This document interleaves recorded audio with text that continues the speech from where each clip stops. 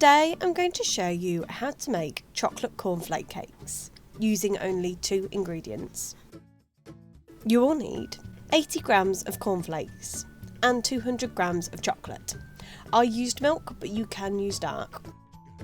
Firstly, put your chocolate into a microwavable bowl and chop up into chunks. And then you want to microwave your chocolate for 20 seconds at a time until it is just about melted.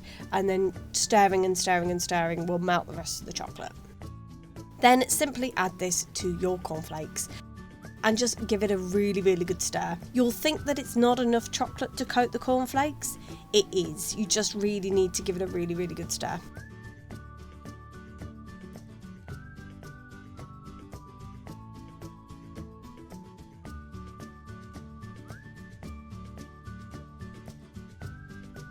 Then, having pre-prepared a muffin tray with cases, just put a spoonful of your chocolate cornflake mix into each case.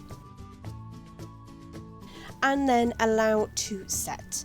I left mine to set at room temperature and it only took about 20 minutes, but if you want, you can pop it in the fridge. And there you have it. That is how you make chocolate cornflake cakes using only 2 ingredients.